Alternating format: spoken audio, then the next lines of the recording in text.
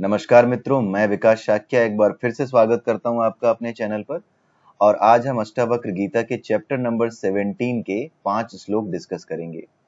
इस चैप्टर में 20 श्लोक हैं। 5 श्लोक हम डिस्कस कर चुके हैं और अगले 5 श्लोक, श्लोक नंबर 6 से 10 तक आज हम डिस्कस करने जा रहे हैं। तो आइए शुरू करते हैं। और हर बार की तरह शुरू करने से पहले मैं आपको बता दूं कि अगर आपको कोई भी ग्रंथ, कोई भी जो हमारा सनातन संस्कृति से जुड़ा हुआ ग्रंथ या शास्त्र है, वेद हैं, उपनिषद हैं, भगवत गीता है, अष्टावक्र गीता है, कुछ भी अगर समझना है ढंग से, तो आपको सबसे पहले तो भगवत गीता के चैप्टर नंबर और 13 और 14 के माध्यम से परा अपरा प्रकृति के 24 तत्वों का ज्ञान, मन बुद्धि अहंकार के विषय में आपको पता होना चाहिए, प्रकृति के 3 गुण और उनके प्रभाव की आपको समझ होनी चाहिए। परा और अपरा के विषय में हम पहले ही देख चुके हैं। हम कई बार इस पर डिस्कस कर चुके हैं। पूरा का पूरी पूरी की पूरी जो सृष्टि है वो परा और अपरा, वो 2 भागों में विभक्त है। अपरा में हमारा जन्म होता है, हम अपरा में रहते हैं, और परा वो है जहां पर कोई प्रकृति का वो गुण नहीं है जो कि अपरा में होता है। 24 तत्व, वो सारे गुण जो कि कर्म के लिए प्रेरित करते हैं, जो वासना के लिए प्रेरित करते हैं, वो सब कुछ इनमें से कहीं कुछ भी अपरा में नहीं होता। इसी वजह से परा में जो कोई भी परा में होता है, जो जीव परा में होंगे, वो सभी की सभी किसी भी प्रकार से कर्म से, किसी भी प्रकार के कर्म से, उसके फल से मुक्त होंगे, क्योंकि वो कोई वासना युक्त कर्म करेंगे ही नहीं। वासना युक्त कर्म अपरा में केवल इसलिए होता है क्योंकि यहीं पर प्रकृति के वो 24 तत्व हैं, मन है, बुद्धि है, अहंकार है, ये सारे तत्व यहीं पे हैं, यहाँ पर नहीं है। इसके अलावा आप केन उपनिषद, मुंडक उपनिषद और मांडुक्य उपनिषद, अगर आप इनको भी पढ़ जाएं किसी भी सोर्स से, हमारे चैनल पर भी अवेलेबल हैं केन, मुंडक और मांडुक्य उपनिषद। अगर यहाँ से आप पढ़ जाते हैं या फिर कहीं और से भी आप पढ़ जाते हैं, पढ़ लेते हैं इन्हें, तो आपको जरूर इन चीजों को समझने में मदद मिलेगी, जिन्हें हम वेद, पुराण, शास्त्र या इन नामों से जानते हैं। चाहे वो भगवत गीता हो, चाहे अष्टावक्र गीता हो, चाहे वो उपनिषद हो, इन सभी चीजों को समझने में आपको मदद मिलने लगेगी। लेकिन उससे पहले आपको ये 2 चीजें मुख्य रूप से करनी होती हैं। भगवत गीता के अध्याय 13 और 14, उसके अलावा 3 चीजें, 3 उपनिषद, केन, मुंडक और मांडुक्य, कम से कम ये 3, ऐसे तो सारे ही उपनिषद जानना जरूरी है, समझना जरूरी है, लेकिन ये 3 उपनिषद ये चेतना की ऐसी व्याख्या करते हैं, ये इस प्रकार से इस परा अपरा और जो हमारा चेतना है और जो परम चेतना है जिसे परमात्मा कहते हैं, उसके विषय में इतनी अच्छी और इतनी सुंदर व्याख्या करते हैं कि उसके बाद आपके लिए समझना चीजों को थोड़ा आसान हो जाता है, और एक तरीके से वो आपको समझने के लिए तैयार कर देते हैं पूरी तरह से। उसके बाद जो कुछ भी आप उपनिषदों में आप पढ़ेंगे, वो सारा का सारा एक्सटेंशन ही लगेगा, जो कुछ आप पढ़ते जा रहे हैं उसी का एक विस्तार ही लगेगा। भगवत गीता अपने आप में पूर्ण है, और जो कुछ भी आप उपनिषदों में देखते हैं, जो कुछ भी आप वेदों में देखते हैं, पुराणों में देखते हैं, वो भगवत गीता के ज्ञान का ही एक विस्तार है, उसका विस्तृत अध्ययन है।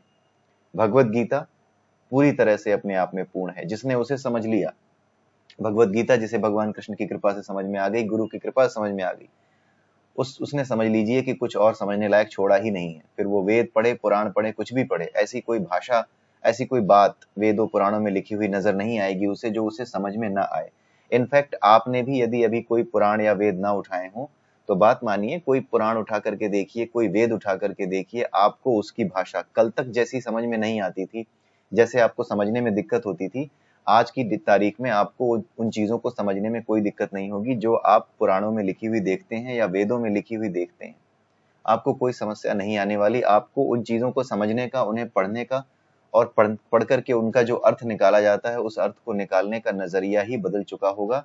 ये परिवर्तन आपके अंदर हो चुका है। ठीक है, आप एक बार इसको करके देखिए, आपको इस बात का प्रमाण मिल जाएगा कि जो मैं कह रहा हूं वो सही है, वो सत्य है।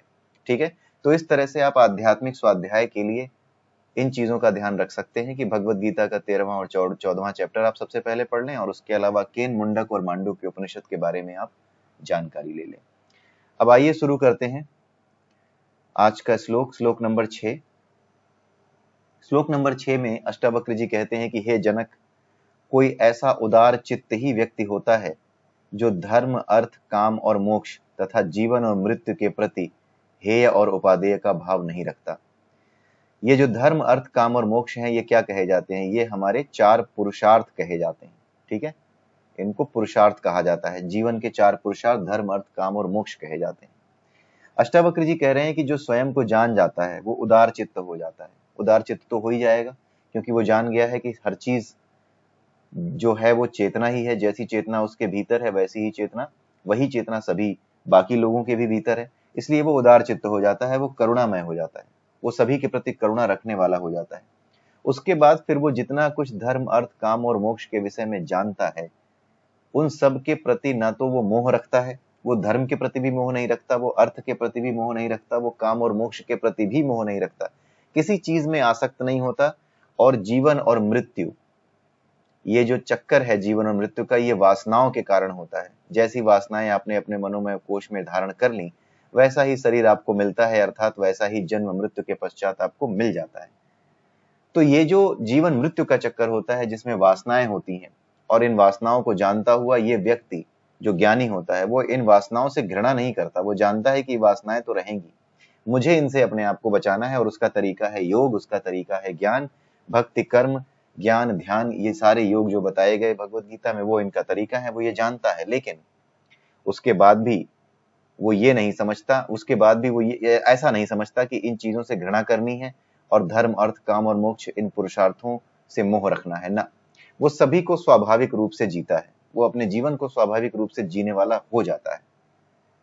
न तो किसी से द्वेष रखता है, न ही किसी के प्रेम में आसक्त होता है। आसक्ति न तो घृणा में रह जाती है, और न ही आसक्ति उसकी किसी ऐसी चीज में रह जाती है जिसे वो अच्छा समझता है।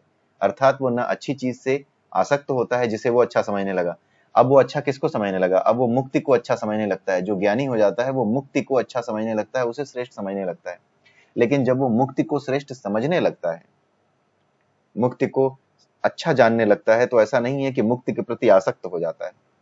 और ऐसा भी नहीं है कि वो बाकी जो दुनिया के काम हैं, जो लोग घर चला रहे हैं, परिवार चला रहे हैं, धन कमा रहे हैं, उनसे वो घृणा करने लगे कि ये लोग तो बेकार के काम कर रहे हैं, ये तो फंसे हुए हैं, ये तो संसार में फंसे हैं, ईश्वर से बहुत दूर हैं ना। वो जान जाता है कि अपने कर्म करता हुआ भी, अपने नित्य कर्म करता हुआ भी, अपने रोजमर्रा के काम करता हुआ भी एक व्यक्ति, राजनीति करता हुआ व्यक्ति भी, यहाँ तक कि राजनीति करता हुआ व्यक्ति भी अपने आप में मुक्त रह सकता है, यदि वो अपने कर्मों में लिप्त न हो, यानी कि जो कर्म वो कर रहा है उसके प्रति कोई वासना या कोई बंधन वो न माने।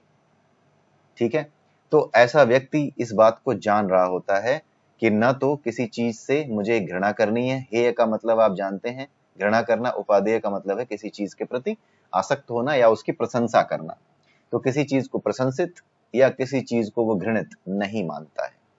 ठीक है, तो यही बात यहाँ पर व्याख्या के रूप में भी लिखी है। ऐसे लोग दुर्लभ हैं जो मोक्ष की वासना का भी त्याग कर देते हैं और इन सभी को स्वाभाविक कर्म और नियम जानकर इनका स्वीकार करते हैं, अर्थात इन सभी कर्मों को नियम के रूप में जानकर इनको नित्य प्रति करते रहते हैं।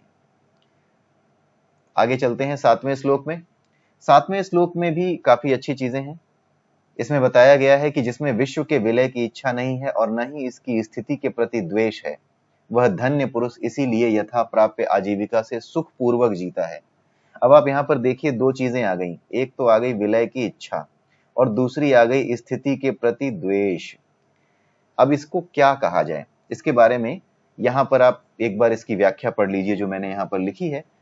यहाँ पर यह लिखा है, जो आत्मज्ञानी है वो सारी घटनाओं के मूल कारण को जानता है। यानी मूल कारण क्या?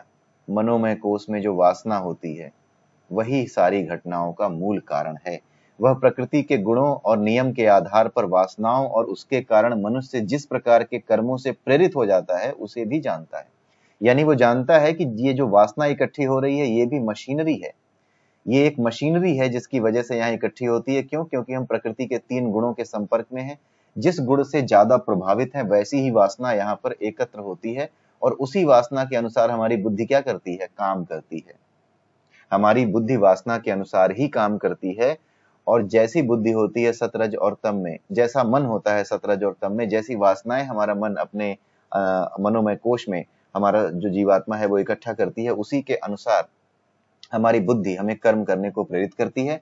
और इस चीज को डिटेल में पढ़ना चाहें तो आप भगवत गीता के चैप्टर नंबर 18 को देख सकते हैं। चैप्टर नंबर 18 में इसकी विस्तृत व्याख्या की गई है कि किस तरीके से बुद्धि भी सतरज और तम इन 3 गुणों से प्रभावित होती है, और वो उसी तरह की प्रेरणा देती है जिस तरह की आपके मन में वासनाएं होती हैं।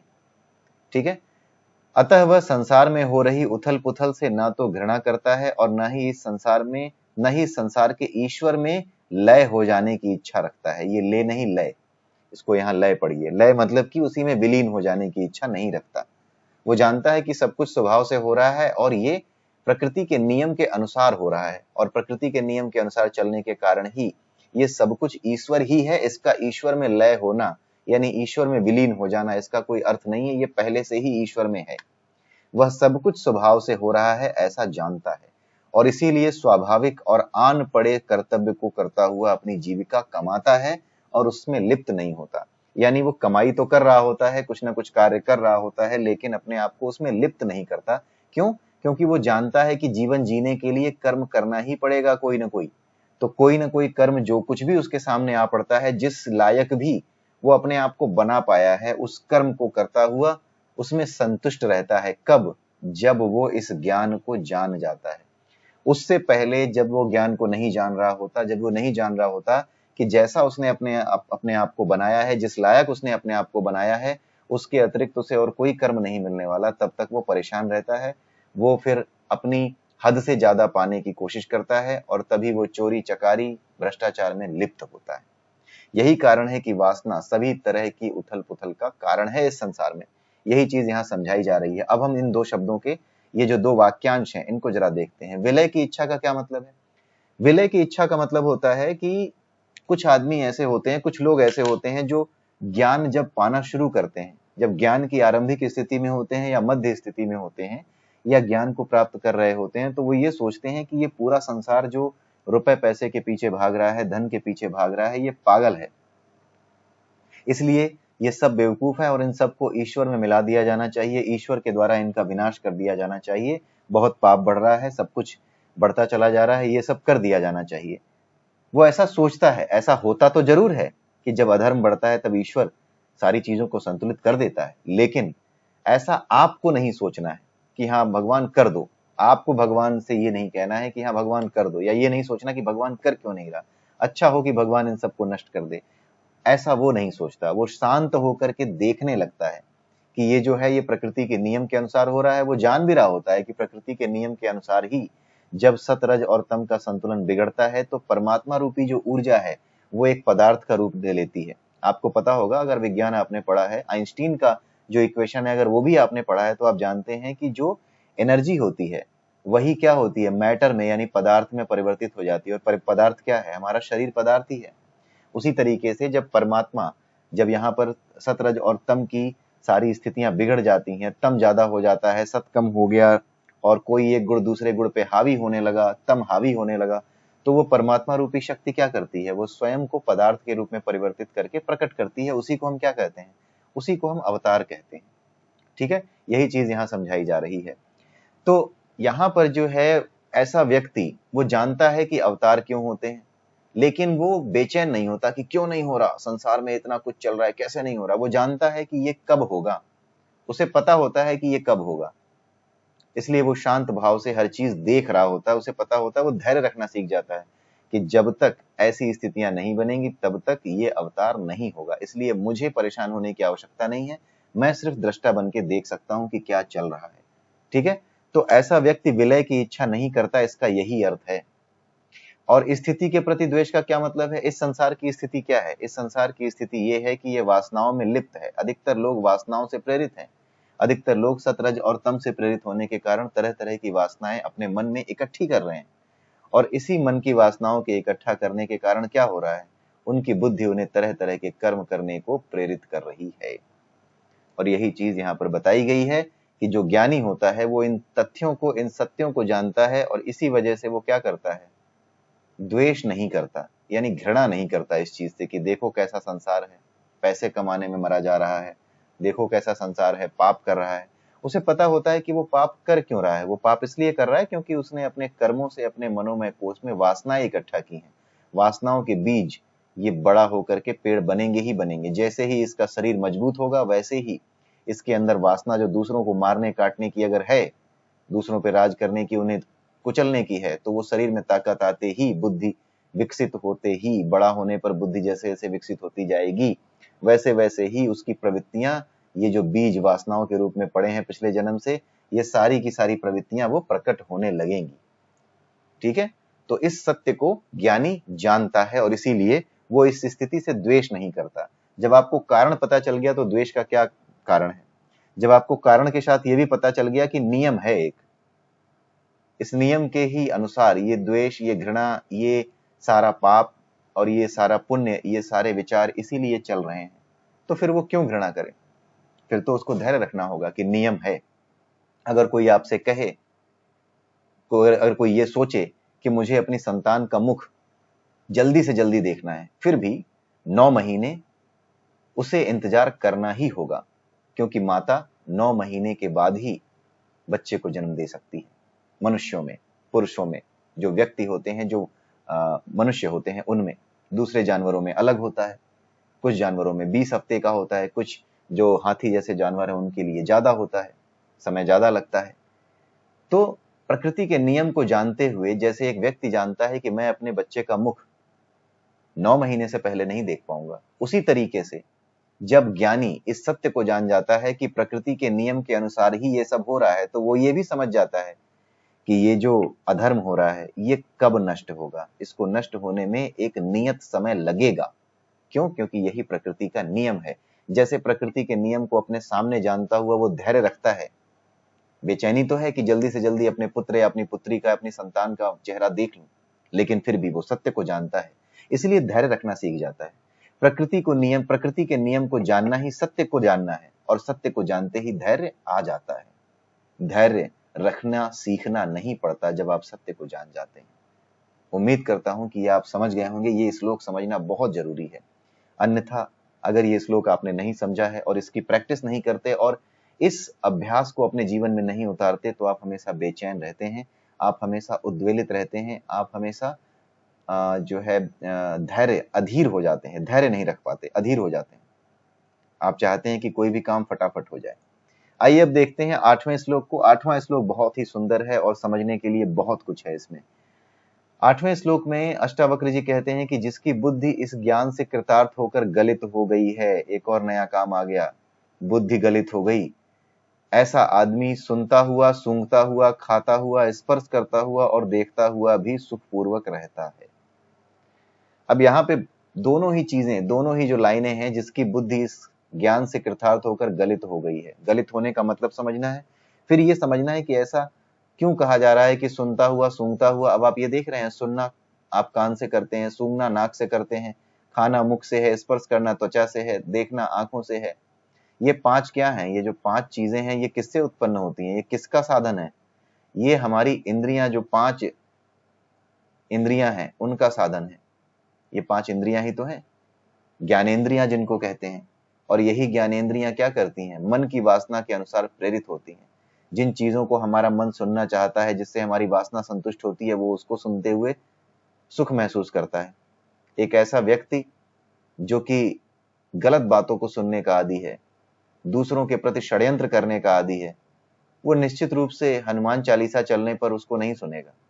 लेकिन जैसे ही षड्यंत्रकारी बातें होंगी, जैसे ही किसी दुष्ट प्रकार के टीवी चैनल पर कोई दुष्ट प्रकार का एक विचित्र प्रकार के लोग वहां पर इकट्ठे करके उस टीवी चैनल पर डिबेट चल रही होगी, उसको वो जरूर सुनेगा।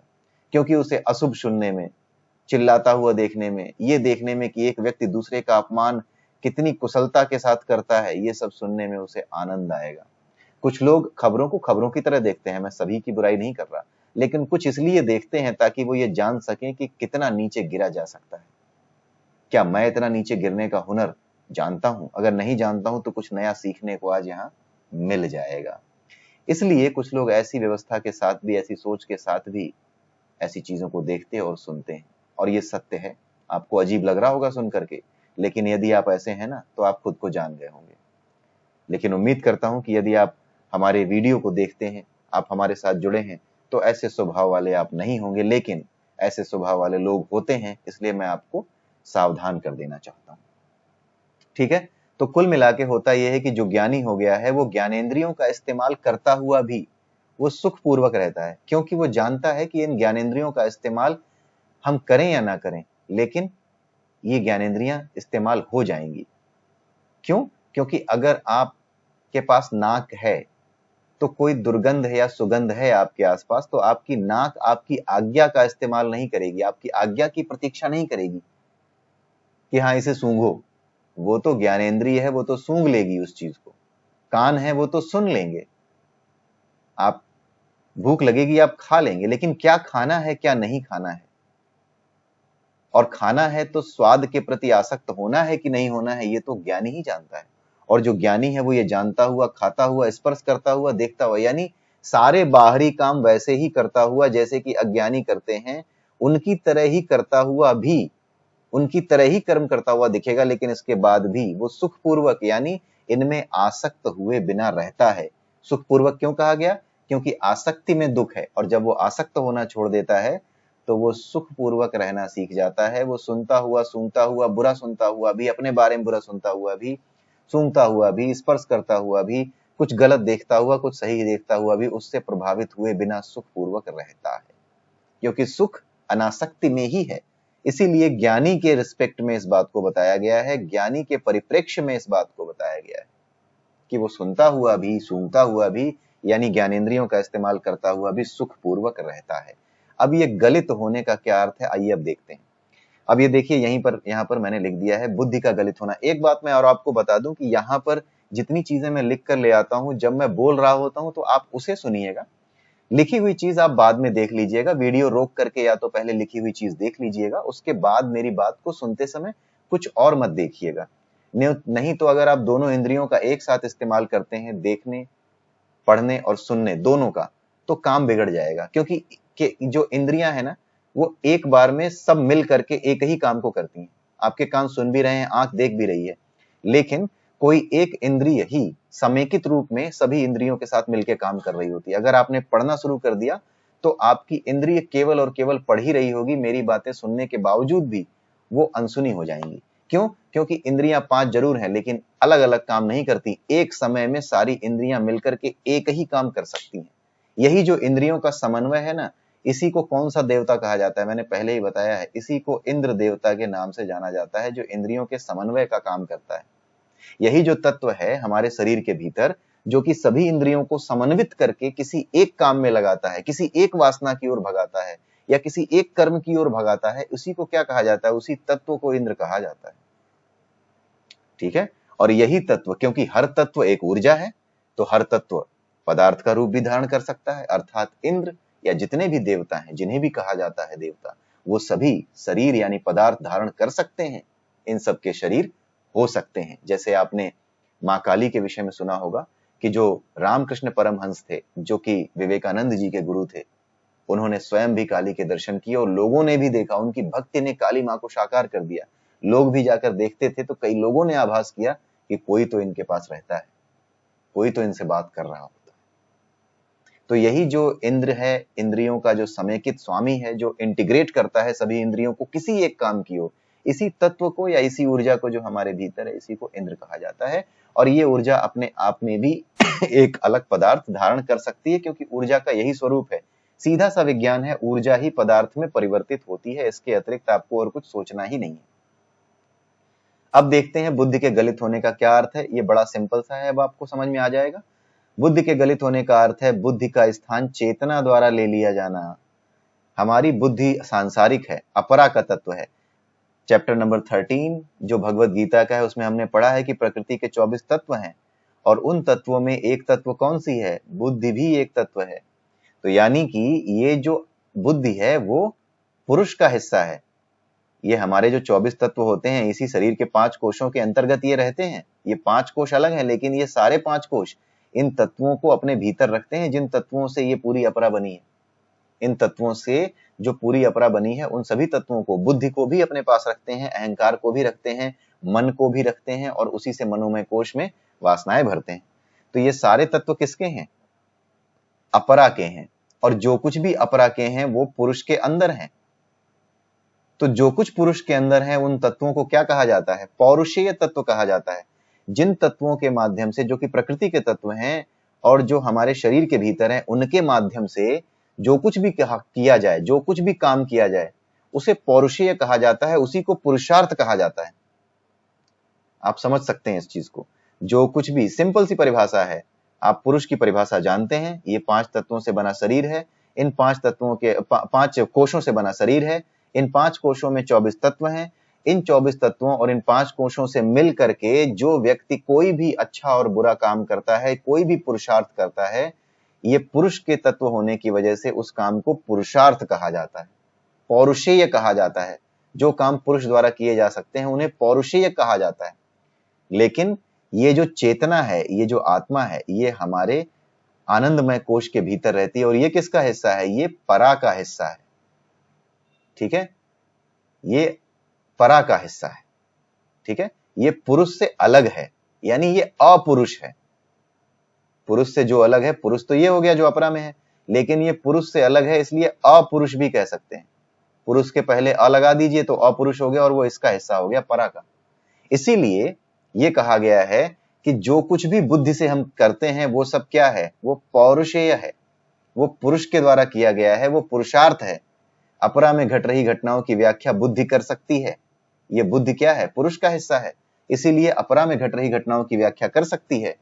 लेकिन जितने भी वैज्ञानिक अनुसंधान हैं, यानी जो कुछ भी प्रकृति के रहस्य हैं, तत्व तो व्याख्या कर देंगे तत्वों की, लेकिन जो प्रकृति के रहस्य हैं, गुरुत्वाकर्षण कैसे है, ये सारी चीजें चलती कैसे हैं, पूरा विज्ञान क्या है इस संसार का, समस्त वेदों में क्या लिखा हुआ है, उपनिषदों में क्या समझाया गया है, ये सारा ज्ञान बुद्धि से प्रकट नहीं हो सकता।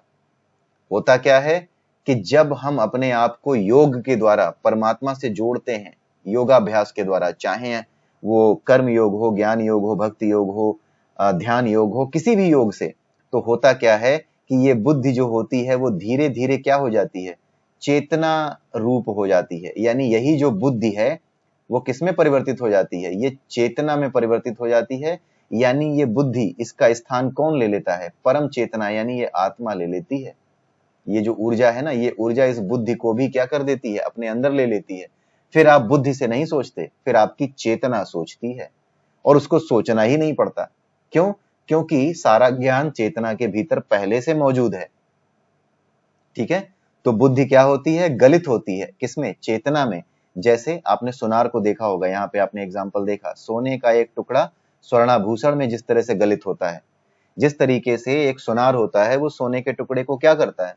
वो सोने के टुकड़े को गर्म करता है, उस पे आग दिखाता है। एक विशेष प्रकार का यंत्र होता है जिससे सोने को काटा जाता है, उसमें सोने को जोड़ा जाता है, या उसमें से सोने को जो है अलग से एक धातु, अलग से जो है सोने को, अगर कोई कहता है मेरे कंगन भारी कर दो, सोने का कंगन, तो उस पे वो सोने की परत और चढ़ाता है। तो उसके लिए वो क्या करता है? उसको गलित करता है, उसको गलाता है सोने को। तो जब वो सोने के टुकड़े को गलाता है, या कोई कहता है कि इसमें थोड़ा इसका वजनदार बनाना है लेकिन सोना मत गलाओ, इसमें कुछ और गला दो, तो किसी दूसरी धातु को गलाता है। तो गलाने के बाद आप उसी दूसरी धातु को आप बुद्धि समझ लीजिए। जब वो गलाता है तो वो अंत में पता नहीं चलता कि वो उसमें अब वो दूसरी धातु कहाँ गई, वो कुल मिला के सब कुछ सोना ही दिखता है, वो सोना ही हो जाता है अंत में सब कुछ।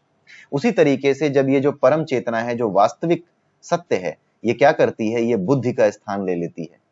ये बुद्धि को गला करके अपने अंदर कर लेती है। फिर आपकी बुद्धि नहीं सोचती, फिर आपकी चेतना सब कुछ सोच रही होती है। उसे सोचना भी नहीं पड़ता क्योंकि वो तो सब जान रही होती है। चेतना के पास क्या है? वेद हैं, उसको वेदों का ज्ञान पहले से है। इसलिए ये ज्ञान किताबों में है ऐसा कहना सही नहीं है। वेदों का ज्ञान वेदों की पुस्तकों के रूप में है ऐसा नहीं है। वेदों का ज्ञान इस प्रकृति में मौजूद है, इस प्रकृति में उपस्थित है। ये चेतना के पास पहले से है। जैसे आपने अगर विज्ञान पढ़ा होगा तो आप आरएनए और डीएनए के बारे में जानते होंगे। आपको पता है कि आरएनए जो होता है वो प्रोटीन का निर्माण करता है। आरएनए जो होता है वो प्रोटीन का निर्माण करता है, तभी तो हमारा शरीर बनता है। अब ये जो आरएनए है ये प्रोटीन का निर्माण कैसे करता है? इसके पास सूचनाएं होती हैं। टीआरएनए होता है, एमआरएनए होता है। टीआरएनए के पास ट्रांसफर आरएनए होता है, जो उसके पास क्या होता है? मटेरियल होता है, वो एक जगह से दूसरी जगह जो मटेरियल है उसको ले जाने का काम करता है। जेनेटिक मटेरियल को, आनुवंशिक पदार्थ को एक जगह से दूसरी जगह ले जाने का काम करता है। और दूसरा होता है एमआरएनए, मैसेजिंग आरएनए। वो क्या इंफॉर्मेशन रखता है कि ये जो कच्चा माल ले जाया जा रहा है, इस कच्चे माल का इस्तेमाल करके कैसे प्रोटीन का निर्माण करना है। जब प्रोटीन का निर्माण होता है तभी क्या हो जाता है, पदार्थ का निर्माण होता है, और वो प्रोटीन चाहे जानवर की बने चाहे मनुष्य की बने, मनुष्य के शरीर का धारण करे या किसी शरीर को धारण करे, वो प्रोटीन का निर्माण कर देता है। तो आप जरा सोच करके देखिए कितना स्वाभाविक है कि ये संसार, इस पूरी की पूरी सृष्टि में कुछ ऐसे तत्व हैं जिनको mRNA tRNA कहते हैं, ये तत्व पहले से जानते हैं कि कैसे इस सृष्टि का निर्माण करना है। तो यही ज्ञान तो वेदों में है कि कैसे इस सृष्टि का निर्माण होता है, कैसे इन तत्वों को प्रभावित किया जा सकता है, कैसे इन चीजों को नियंत्रित किया जाता है, कैसे नियंत्रण में आती हैं। ये वेदों में पहले से यही सब ज्ञान तो है। तो इसीलिए चेतना इस सारे ज्ञान को स्वयं अपने पास रखती है। परमात्मा रूपी ऊर्जा सृष्टि के निर्माण और अन्य प्रकार के ज्ञान को स्वयं में रखती है। यानी परमात्मा ज्ञानी नहीं है, परमात्मा स्वयं ज्ञान है, और वेद वही ज्ञान है जो परमात्मा ने प्रकट किए हैं या जो कुछ भी उस परम ऊर्जा के पास है। इसीलिए चाहे कोई बख्तियार खिलजी कितनी भी नालंदा विश्वविद्यालय को गिरा ले, कितने भी वेद पुराण वो नष्ट कर दे, कोई फर्क नहीं पड़ता। जिसने अपनी चेतना को जागृत कर लिया वो नालंदा से भी बड़ी यूनिवर्सिटी फिर से खड़ी कर देगा। और आज का जो समय चल रहा है ना, ये वही समय चल रहा है। जो कुछ नालंदा में जला था, आई रिपीट, जो कुछ नालंदा में जला था वो सारा ज्ञान अब प्रकट होने वाला है दोबारा। वो सब प्रकट होगा जो कुछ वहां जल गया था। और ये जो हम वीडियो बना रहे हैं, ये जो आप दूसरे लोगों को वीडियो बनाता देखते हैं, दूसरे लोगों के अंदर जो सनातन के प्रति बहुत ज्यादा अपनी सेवा देने के लिए आतुर हैं, उन सभी व्यक्तियों को जो आप देख रहे हैं, उनकी सेवाएं देते हुए उनको देख रहे हैं, वो सारी की सारी सेवा जो वो दे रहे हैं अपनी, ये सब कुछ और नहीं है, ये इसी के प्रकट करने का एक तरीका है। ये प्रकृति, ये परमात्मा इसी तरीके से वो सारे ज्ञान को प्रकट कर रहा है जो नालंदा विश्वविद्यालय में जल गया था। इसीलिए सनातन कभी नष्ट नहीं हो सकता। ये मूर्ख सोच सकते हैं कि इन चीजों को नष्ट किया जा सकता है, लेकिन कोई भी समझदार व्यक्ति ये जानता है, ज्ञानी ये जानता है कि इन वेदों को, इन पुराणों को, इस ज्ञान को नष्ट नहीं किया जा सकता, क्योंकि ये ज्ञान किताबों में नहीं है। ये ज्ञान तो उस चेतना में है जो हमारे भीतर मौजूद है। हमें तो उस चेतना को देखना भर है, फिर तो नालंदा जैसे सैकड़ों और करोड़ों नालंदा खड़े किए जा सकते हैं। क्या जलाओगे किताबें तुम? क्या कर लोगे उन किताबों को जला करके? समय वापस पलट रहा है और ये पलट जाएगा। आगे देखते हैं, 9वें श्लोक में देखते हैं क्या कहा गया है। 9वें श्लोक में कहा गया है, जिसका संसार छीड़ हो गया, यानी जिसकी वासनाएं छीड़ हो गई। संसार सागर छीड़ होने का मतलब है वासनाएं छीड़ हो जाना, और ये किसके साथ होता है? ज्ञानी के साथ होता है। तो जिसकी वासनाएं छीड़ हो गई, उसमें ना तो तृष्णा होगी ना विरक्ति होगी। ये वही स्थिति है, ना तो राग है ना द्वेष है, न तो किसी चीज से प्रेम है, न उसमें आसक्ति है, ना ही किसी चीज से घृणा है। ना तो संसार के लोगों से घृणा हो रही है कि ये कैसे कैसे काम कर रहे हैं, ना ही मोक्ष में आसक्ति है कि मुझे तो मोक्ष के मार्ग पे जाना, मैं तो श्रेष्ठ हूं। ना ऐसा भाव आ रहा है, ना किसी के प्रति उसे क्रोध आ रहा है। वो संसार को बस दृष्टा की तरह देख रहा है, क्योंकि प्रकृति के नियम उसे पता है, जो कि हमने पिछले श्लोकों में डिस्कस किया है। तो उसकी दृष्टि शून्य हो गई है, चेष्टा व्यर्थ हो गई है और इंद्रियां विफल हो गई हैं। इसका मतलब क्या है? दृष्टि शून्य होने का मतलब क्या है? कि वो अब कुछ और देखना नहीं चाहता, देखता हुआ भी वो नहीं देखता है। वो जानता है कि जो कुछ देख रहा हूं यही ज्ञान है, ये तो मुझे ऐसे ही पता है कि ये सब तो दिखेगा ही। उसकी चेष्टा, यानी मुझे क्या करना चाहिए, कौन सी वासना के अंतर्गत क्या काम करूं, ये सब व्यर्थ हो गई हैं। वो सिर्फ और सिर्फ अपनी स्वभाव के अनुसार अपना काम करेगा, अपने स्वभाव के अनुसार अपना काम करने लगेगा। किसी तरह की चेष्टा वो करना बंद कर देगा। इंद्रियां विफल, इसका अर्थ क्या है? इंद्रियों के विफल होने का अर्थ है कि इंद्रियों से लिप्त होकर के जो वो कर्म करता था, अब वो आसक्त होकर नहीं करेगा, वो स्वभाव से करेगा। क्योंकि वो जानता है कि जीवन की ऐच्छिक क्रियाएं क्या? खाना पीना और भी जितने कर्म होते हैं जो हमारी इच्छा से होते हैं, वो सब वासना रहित होकर के, यानी वासना रहित, वासना में विलीन हुए बिना, आसक्त हुए बिना वो करने लगता है, यानी वो स्वभाव से जीने लगता है। यही है अष्टावक्र गीता का 9वें श्लोक का 17वें चैप्टर का ये ज्ञान। अब चलते हैं 10वें श्लोक में। 10वां श्लोक बड़ा प्यारा है। ये बड़ा प्यारा इसलिए है क्योंकि ये भ्रमित करने वाला श्लोक है। अब आप जरा सोच करके देखिए कि कोई व्यक्ति अष्टावक्र गीता को उठाता है जो कि नास्तिक टाइप का है या फिर बेरोजगार टाइप का है, अपनी किताबें उसको समझ में नहीं आई, उसे कोई जॉब नहीं मिली, तो खुद भी कोई कर्म नहीं कर पाया, वो खुद भी कोई व्यापार शुरू नहीं कर पाया, उसे कुछ समझ में नहीं आया, तो उसने क्या किया? उसने शास्त्रों को खोलना शुरू किया और उसके बाद इनके उल्टे सीधे अर्थ अपने हिसाब से निकालने शुरू किए और दुनिया को बताना शुरू किया कि देखो भाई, मैं बड़ा समझदार हूं, मैंने इन चीजों को समझ लिया है, ये सब बेवकूफ बनाई गई हैं बातें, मैं हूं समझदार का चच्चा। ये इस तरह के जो लोग होते हैं उनके लिए ये श्लोक है। अब आप सोचिए, अगर एक ऐसा समझदार का चच्चा ये श्लोक को पढ़ेगा तो वो क्या सोचेगा? वो कहेगा, अच्छा जब ज्ञान हो जाता है तो आदमी सोता भी नहीं है, जागता भी नहीं है, अच्छा पलक भी नहीं झपकाता है, अच्छा पलक खोलता भी नहीं है। अरे कैसी बात लिखी है? अच्छा पलक ही नहीं झपकाएगा ऐसा आदमी जो ज्ञानी हो गया? हमें तो दिखा नहीं ऐसा आदमी आज तक जो पलक ही ना झपकाता हो।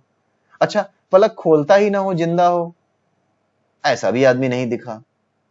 तो ऐसा कैसे हो सकता है? ये मूर्खतापूर्ण प्रश्न एक अज्ञानी करता है, एक ऐसा नास्तिक जो कि जानबूझ करके एक दुष्ट प्रकार का नास्तिक है। उसकी नास्तिकता असली नहीं है। असली नास्तिकता तो बड़ी पवित्र होती है। कई बार वो किसी को दुख नहीं पहुंचाती, वो किसी की बुराई नहीं करती। असली नास्तिकता तो एक दिन असली आस्तिकता में परिवर्तित हो जाती है, लेकिन जो झूठी नास्तिकता है वो अहंकार की ओर ले जाती है। झूठी नास्तिकता आपको रावण और दुर्योधन से भी ज्यादा बुरा बनाती है। वो आपको अज्ञान के अहंकार में डालती है। ज्ञान का अहंकार तो फिर भी समझ में आता है, बुरा वो भी है, लेकिन अज्ञान का अहंकार ये तो महानतम ही काम करता है। ऐसा अज्ञानी, ऐसा मूर्ख नास्तिक।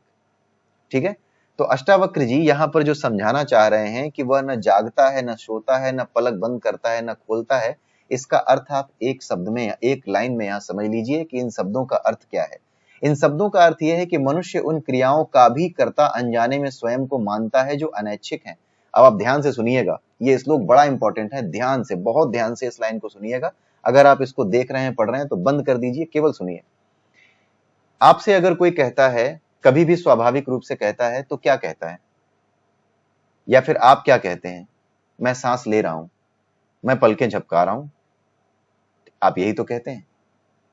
मैं सो रहा हूं, मैं जाग रहा हूं, आप यही तो कहते हैं। लेकिन असल में क्या आप सोते और जागते हैं? अगर आप सोते और जागते हैं तो हाईवे पे गाड़ी चलाते समय चलाते चलाते आदमी अचानक से बिना जाने कब सो जाता है उसको पता ही नहीं चलता और उसका एक्सीडेंट हो जाता है। ऐसा कैसे हो जाता? तो ये सोना जागना आपके वश में है क्या? आप जानते हैं कि सोना और जागना आपके वश में है ही नहीं। पलक बंद करना और पलक खोलना ये भी आपके वश में नहीं है, लेकिन फिर भी हम सब क्या कहते हैं? हम पलक झपका रहे हैं, हम झपका रहे हैं। जब हम ज्ञानी हो जाते हैं, जब तक हम अज्ञानी रहते हैं ना, तब तक हम कहते हैं कि मैं कर रहा हूं, ये जानते हुए भी, सब कॉन्शियसली ये जानते हुए भी कि हम ना पलक झपकाते हैं ना खोलते हैं, ये तो अपने आप हो रही हैं, अनैच्छिक क्रियाएं हैं। इनको जानते हुए भी, यानी अपने अवचेतन मन में, अपनी अवचेतन बुद्धि में इस ज्ञान को रखते हुए भी हमारा अहंकार, हमारा स्वभाव ही अहंकार होता है। हम जान भी नहीं पाते फिर भी हम अहंकार में जीते हैं। हम ये जानते हुए भी कि हम पलक नहीं झपकाते ना खोलते हैं, ये हम जानते हैं, भीतर से जानते हैं, लेकिन स्वभाव से क्या दिखाते हैं, क्या कहते हैं? मैं पलक झपका रहा हूं, मैं सोऊंगा, मैं जागूंगा। आप सो ही नहीं सकते, ये प्रकृति आपको सुलाती है। आप तो बिस्तर पे लेटते भर हैं, आपके वश का नहीं है कि आप सो जाएं। प्रकृति के नियम के अनुसार आप सो जाते हो। ठीक है, और ये पलक बंद करना और खोलना ये भी आप नहीं करते, हम और आप नहीं करते, ये होती हैं। तो जब हमारा अहंकार दूर होता है तो हम जान जाते हैं कि ना तो हम पलक बंद करते हैं, ना खोलते हैं, ना सोते हैं, ना जागते हैं। ये सब अनैच्छिक क्रियाएं अपने आप स्वभावगत रूप से होती हैं। ठीक है, जब तक कि हम हठयोग से इनको नियंत्रित ना करने लगे तब तक स्वभाव से ये सब अपने आप होती हैं। जैसे लोग कहते हैं मैं सांस ले रहा हूं, सांस लेते हैं तो फेफड़े मेरे फूल जाते हैं, सांस छोड़ता हूं तो फेफड़े पिचक जाते हैं। अब आप देखिए, सच्चाई इसकी उल्टी है। आप सांस लेते हैं तो फेफड़े नहीं फूलते। जब आपके फेफड़ों की मांसपेशियां गति करती हैं तब आप अपने शरीर के भीतर जो श्वास है उसको भर पाते हैं और उसे, जो अंदर गंदी श्वास है, जो कार्बन डाइऑक्साइड है, उसे छोड़ पाते हैं। यानी फेफड़ों की गति के कारण आप श्वास लेते और छोड़ते हैं। कहते क्या है? मैं सांस लेता हूं तो फेफड़े फूल जाते हैं, छोड़ता हूं तो पिचक जाते हैं। सब कॉन्शियसली ये जानते हुए भी कि आप ये नहीं कर रहे सांस लेने और छोड़ने का काम। अगर आप सांस लेने और छोड़ने का काम कर रहे हैं तो सोते समय कौन सांस लेता और छोड़ता है? यही बात है। जब आपका अहंकार दूर हो जाता है, जब आप जान जाते हैं कि आप कर्ता नहीं हैं तो कर्ता का भाव हर जगह से चला जाता है। आप इस श्लोक का असली अर्थ समझने लगते हैं, लेकिन मूर्ख इस श्लोक का असली अर्थ नहीं समझता। वो मूर्ख इसी में रहता है, मैं सांस लेता हूं, मैं सांस छोड़ता हूं, फेफड़े पिचकाता हूं, फुलाता हूं। अबे गधे, जब तू सोता है तब कौन पिचकाता और फुलाता है? तो ये सारी बातें जब तक उसको समझ में नहीं आती, तब तक वो ऐसे ही व्यवहार करता है जैसे कि वही सब कुछ कर रहा है, और वो परम अहंकारी हो जाता है। और ऐसा फर्जी नास्तिकों के साथ ज्यादा होता है। जो असली नास्तिक है वो जानता है, वो मानता है कि मैं अगर नहीं मानता कि ईश्वर है तो उसकी बुराई क्या करना है, क्योंकि वो बुद्धिमान होता है। वो जानता है कि जो है ही नहीं, पहले तो मैं ये मान रहा हूं कि ईश्वर है ही नहीं, और उसके बाद उसकी बुराई करूं तो इस मुझसे बड़ा मूर्ख कौन होगा? जो चीज है ही नहीं उसकी बुराई और अच्छाई क्या करनी, वो ये जानता है। इसलिए वो इन विषयों में रुचि ही नहीं लेता। वो फिर भी बेहतर होता है। लेकिन ये जो गधा होता है, फर्जी नास्तिक, ये तो इतना बड़ा बदमाश होता है कि ये न जानते हुए भी अपने अज्ञान का अहंकार करता है। ज्ञान का अहंकार छोड़िए, अज्ञान का अहंकार भी इस संसार में बहुत बड़ी समस्या है। ठीक है, तो यहां पर आई होप कि आप इस श्लोक के अर्थ को समझ गए होंगे। इसके अलावा आप देखिए, चेतना की बात आई है, तो ये सब चेतना से ही होता है। सोना, जागना, पलक बंद करना, खोलना, ये सब चेतना के द्वारा ही होता है। हमारे भीतर 4 तरह की चेतनाएं होती हैं। फिर वही मांडुक्य उपनिषद, मैं इसीलिए बार बार इन 3 उपनिषदों का नाम लेता हूं, केन, मुंडक और मांडुक्य, क्योंकि घूम घूम करके इन्हीं की हेल्प से हम इन सारे श्लोकों को समझ पाते हैं। ठीक है, तो चेतना की स्थितियां क्या हैं? 4 स्थितियां हैं। जागृत, जो हमारे जगने की अवस्था है। ये हमारे चैनल पर मांडुक्य उपनिषद के वीडियो पड़े हैं, एक प्लेलिस्ट है, उसमें जाकर आप देख लीजिएगा। जागृत स्थिति, स्वप्न की स्थिति, जहां आप सपने देख रहे होते हैं और सो रहे होते हैं। जागृत स्थिति में कर्ता भाव होता है, वहां अहंकार होता है। जब आप सो रहे होते हैं तो वहां कर्ता भाव खत्म हो जाता है। वहां पे कई बार आप लाचार महसूस करते हैं, क्योंकि ऐसी परिस्थितियां सपनों में खड़ी होती हैं जो आपने सोची नहीं होती। आपकी गाड़ी पलट गई, आप गिर गए, आप फिसल गए, आप कहीं जा रहे थे, कुत्ते ने दौड़ा लिया। जो कुछ नहीं चाह रहे थे, आप लाचार होकर के स्वप्न में घूम रहे होते हैं। आपकी वास्तविकता से आपका परिचय कराया जाता है वहां, और कहते हैं हम उसको सपना है। वो आपकी वास्तविकता होती है कि आप कुछ नहीं, आप लाचार हो। जो परिस्थितियां सपनों में क्रिएट हो गई, उसी के अनुसार व्यवहार करने को आप लाचार हो। यही तो सपना समझाता है। यही बात जो कि हम यहाँ बैठ के समझ रहे हैं कि ये सब वासनाओं से प्रेरित होता है, वही सब तो वहां समझाया जा रहा है। प्रकृति के गुणों से प्रेरित होता है, वही सब तो सपने में समझ में आ रहा होता है, लेकिन उसको डिकोड हर कोई नहीं कर पाता कि क्या समझाया जा रहा है, सपने क्यों आते हैं। ये चेतना, ये पूरी सृष्टि, ये भगवान की बनाई हुई पूरी चेतना लगातार हमारी मदद कर रही है कि हम निकले इस बवंडर से। लेकिन हम ही हैं जो कहते हैं ना, मैं नहीं मानता ये सब। तो इसी वजह से समस्या होती है। तो स्वप्न की अवस्था क्या है? जहां पर आप सो रहे हैं और सपने देख रहे हैं, वो स्वप्न की अवस्था है। तीसरी स्थिति सुषुप्त है, यानी सो रहे हैं और सपने भी नहीं देख रहे। न तो जगने की स्थिति है, न ही सपने देखने की स्थिति है, ये सुषुप्त स्थिति है। ठीक है, इसको प्रज्ञा की स्थिति कहते हैं। उसके बाद आती है तुरीय स्थिति। ये परम स्थिति है, यही परम ऊर्जा है, यही परमात्मा की स्थिति है। तुरीय, इसी ने इन तीनों को बनाया है, इसी से ये तीनों चेतनाएं हैं। ठीक है, तो ये जो तुरीय स्थिति है, ये इन तीनों से अलग है, और यही इन तीनों को कंट्रोल करती है हमारे शरीर के भीतर चेतना रूप में। और जब हम यहाँ पर जो ध्यान करते हैं ना, आप सोचते होंगे कि ध्यान करने वाला कौन सी चेतना में रहता है, कहाँ जाता है? वो जो ध्यानी होता है, जो जिसकी समाधि लग जाती है, वो इसी तुरीय स्थिति में जाता है।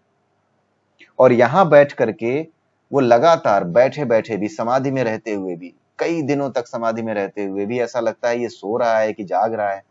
वो अपने ही भीतर, आपको लग सकता है कि ये सो रहा है, लेकिन वो अपने ही भीतर जाग रहा होता है। जागते हुए वो इस स्थिति में भी आ जाता है, वो इस स्थिति में भी आता है, वो इस स्थिति को भी देख रहा होता है अपने भीतर।